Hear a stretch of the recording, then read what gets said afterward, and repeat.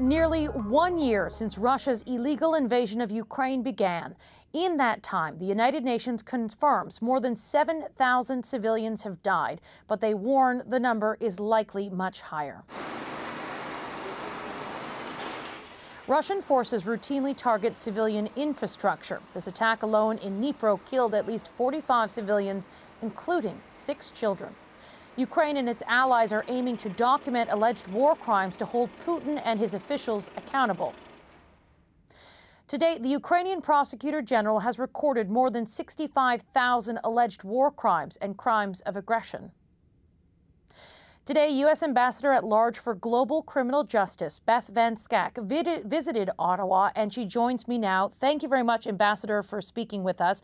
Can you tell us what brings you here to Ottawa specifically, who you're meeting with, and the kinds of conversations you're having? Indeed. Thank you very much for having me. So I've been meeting with a number of governmental officials, and also will be meeting with some non-governmental citizens and residents here. Canada is a real leader when it comes to international justice in the way it operates in multilateral organizations, where it deploys its foreign assistance money. It's a very generous host to individuals who are fleeing violence around the world. So mostly coming to speak with counterparts about what their approach is to not only the war in Ukraine, but in other atrocity situations around the globe, and also meeting with some of the diaspora populations who have made Ottawa and Toronto their home. Is there anything specifically you think Canada could do to contribute further when it comes to this issue, specifically on Ukraine?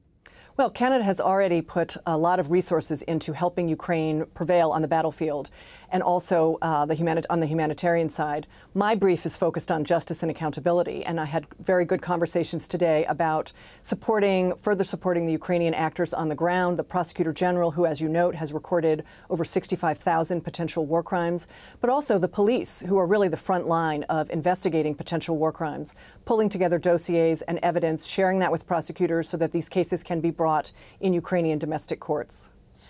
Canada has signaled it is going to do more, and there's a strong willingness in this country, whether it's more military aid, more humanitarian aid. But on this front specifically, is there something Canada offers the world that you think would be uniquely beneficial to documenting of war crimes and investigations? What does that specifically look like? Canada has a very strong legal framework for prosecuting genocide, crimes against humanity, and war crimes, and some experience bringing those cases in its own domestic courts, both on the immigration side, but also bringing substantive charges. So in terms of assisting the Ukrainians, who now have to face bringing potentially thousands of cases in their own court, there's some real technical expertise that can be shared. Also issues of forensics, evidence preservation, dealing with open source investigations. All of this is where I think the international community can be assisting the Ukrainians in this incredible challenge that they face. So essentially a best case scenario here in terms of what Canada can also contribute. And again, Canada has signaled it wants to do more, and it will continue to provide support. Is it forensic investigators on the ground? Is it technical people on the ground? Is it putting more people on the ground to help with this? Honestly, I think it's all of the above, and the international community has never been more united around the imperative of justice than perhaps in the end of the Second World War period, when we had the Nuremberg Tribunal formed and really the beginning of the field of international justice. And then again in the 1990s, after the Cold War, when the international community created 2 ad hoc tribunals for terrible wars in the former Yugoslavia and then the genocide in Rwanda. So this is a new moment where we're seeing real consensus around this, and Canada has been a key part of that. The scale of the alleged atrocity, it really truly is indescribable, and the war is still raging on, and there is no end in sight, at least at this point. How difficult does it make these kinds of investigations? They're incredibly difficult because not only are war crimes and crimes against humanity investigations difficult in the best of times, you're dealing with extreme violence, hidden chains of command. It's hard to know who is actually responsible besides the direct perpetrator. And you're doing all of this in an active war zone where prosecutors and investigators are regularly having to go into bunkers and hearing air raid sirens. And the Russians, as we know, have placed mines everywhere. And this is another area where Canada has made a real contribution in terms of demining.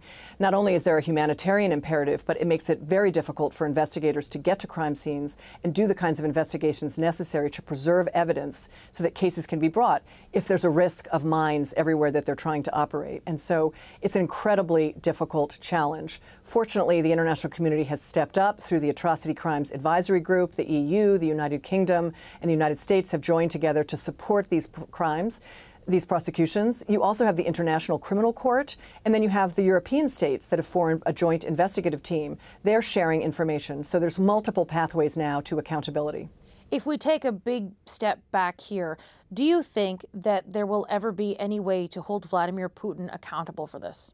Obviously, that's the real challenge. So long as these perpetrators remain in Russia, it will be extremely difficult unless states are willing and able, under their constitutional frameworks, to do in absentia trials. The United States, for example, cannot do such trials. We need custody of the accused. But we have seen in the past situations where even years later, individuals like Augusto Pinochet or Slobodan Milosevic, who probably never thought that they would see the inside of a courtroom, suddenly being brought to trial. And so those of us in this field know that we are playing a very long game, and that's what it's going to take in order to bring Putin to justice. Playing that long game, how difficult is that as you watch the ongoing destruction and the deaths in Ukraine? It's terrible. I mean, I think all of our hearts really go out to the people of Ukraine. They were living their lives, and then suddenly, next thing you know, they were subjected to a full-scale invasion by an enormous neighbor. No one can understand what they must be experiencing unless you've lived through that themselves. But you will see when you talk to them, justice is one of the things they always ask for. They want peace, but they don't want peace without justice. All right. I appreciate your time, Ambassador. Thank you very much for having a conversation with us. Thank you for having me.